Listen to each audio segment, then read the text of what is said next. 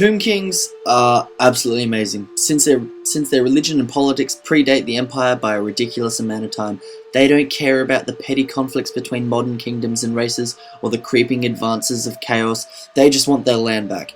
You don't have raving fanaticism of an Empire cleric, the holier-than-thou uppityness of the pointiers, or the evil motives of chaos. Nothing is personal and nothing raises their blood pressure. They are nothing more and nothing less than implacably and immorally dedicated to recovering what is theirs. There's a sort of purity to that. The feel is actually kind of underdogish within the Tomb Kings list. They don't have the cool toys of the dwarves in the Empire, the wild destructive magics of chaos, the cat-like reflexes of the elves, or really any of the living. They have a Bronze Age equipment, lethargic animated bones, and a deep, ancient, reliable magic that doesn't have any flashy spells. Awesome melee characters leading crummy regiments backed by a blizzard of support and healing spells. The Tomb Kings truly are a force to be reckoned with, unlike any other. The Tomb King's playing style is generally defensive. It's not really a gun line in the sense that a gun line wants to vaporize you before you reach the enemy. It's just the Tomb Kings need to pin an enemy unit down with one unit while another unit maneuvers to hit it in the flank. Partly this is because of really slow movement and no ability to march, and partly it's because of a lack of units that can go head to head with an enemy unit and come out on top without any help. It can be a gun line to the sense that skeletal bowmen are reliable shooters with the unmodified 5+ to hit thanks to arrows of the asp. Screaming skull catapults are amazing, and both can shoot twice a turn every turn.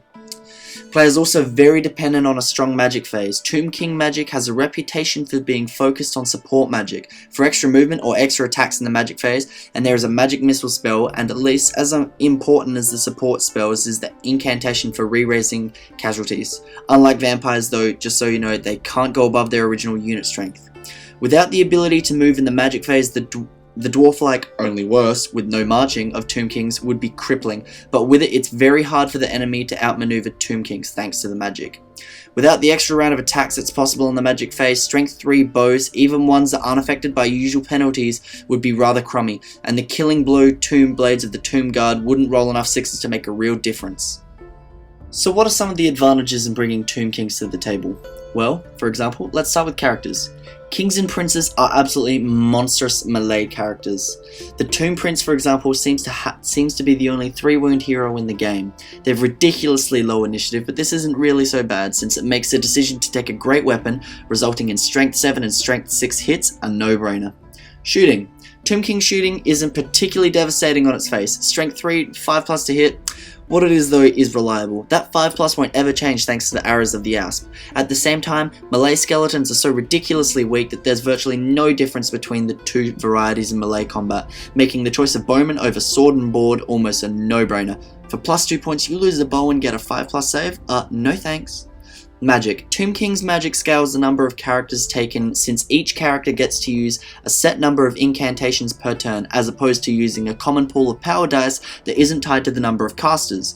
Not only that, but Tomb King's armies still generate the power dice every turn and aren't prohibited from using them. By playing a bit of Hero Hammer and adding in some bound spells to use the power dice, Tomb Kings can easily generate 2 spells for every enemy dispel die, meaning that a ridiculous number of Tomb King spells are going to get through, and quantity has a quality of its own.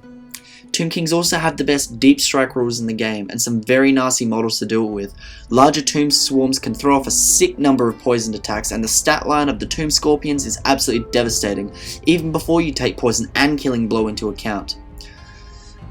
These units are the only ones that I know of that are permitted to charge on the turn in which they arrive, versus having to stand around with a bullseye on them for the first turn.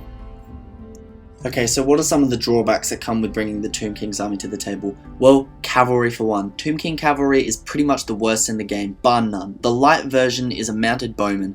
In terms of combat effectiveness, it's a bowman with double movement until you reach melee, then the skeletal horses attacks make each model basically the equivalent of 2 basic skeletons that are sharing a wound between them. Tomb King heavy cavalry is similarly poor. They get a spear for +1 strength on the charge, plus light armor, and a shield for what amounts to be a 4+ save. In melee, they perform just like the light cavalry, except of course for a spear bonus on the charge.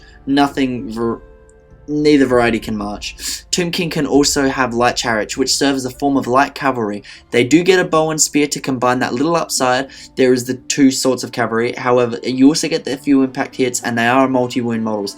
Not too terrible in that they'll eat any other army's light cavalry for lunch, and make decent harassment units. The big downside is that they take 2 ranks of 5 for them to strip an enemy's rank bonus. That's 2 ranks of 3 should be applied here the way that it should for other large multi-wound models, but for some reason it isn't. Points cost. Tomb King models are very expensive points-wise, considering their stat lines. This is part to offset the fact that they can be re-raised, in part because they cause fear, which was far more powerful at the time when the army book was written, and in part due to the codex creep that hasn't caught them up to the current points costing. They have an extremely out-of-date army book, which I think came out in 2003, I believe. Aggravating that situation is the fact that nearly any other army can access the Law of Life for healing spells of their own. This effectively puts Tomb Kings at a significant points disadvantage. Melee troops. Skeletal warriors are some of the worst core troops in the entire Warhammer Fantasy Battle universe. Their stat lines are even worse than Empire Militia, their equipment options are abysmal, and while they are unbreakable, they suffer from crumble and don't benefit from being steadfast, which can effectively evaporate a unit on the charge. Tomb Guard are somewhat better than core troops for most armies, but aren't special troops supposed to be, until you consider that similar types of troops from other armies are either better or cheaper, sometimes both. Ushabti are other special melee choices, kick some serious tail against elite enemy troops, but are very vulnerable to missile fire, easy to overwhelm with huge blocks of cheap troops, and rely on moderately high toughness to mask their lack of a save, not to mention hideously expensive. Speed. Nothing the Tomb Kings have moves fast enough to outmaneuver an enemy who doesn't want to allow it. Extra movement in the magic phase goes some way towards making up for this, but depends on having a caster within range and is vulnerable to being dispelled. This often forces Tomb Kings players into a bunker mentality. Aesthetically, what have the Tomb Kings got to offer? Painting a convincing army of weathered bones is fairly simple, but very tedious. Looking at a skeletal bowman, it's all bones except for the bow, the quiver, and either some jewelry or a rag wrapped around an arm. Tomb Kings have a very unique appearance though, and they have some amazing models such as the Ushabti, the Skull Catapult, and the Casket of Souls, which really exemplify the available models and overall appearance that Tomb Kings have. They're very much unlike anything else, and they can be some of the most amazing models that you will see around on the table. They are very uniform and at the same time have some very individual looking models, and aesthetically they can be exceptionally pleasing depending on what it is that you're looking for. So there you go guys, a little bit of a summary including the fluff and the overall look and the way that the Tomb Kings is played. Hopefully this will assist you in making a decision as to whether or not Tomb Kings is the next army for you in Warhammer Fantasy Battles. Stay tuned for the next episode.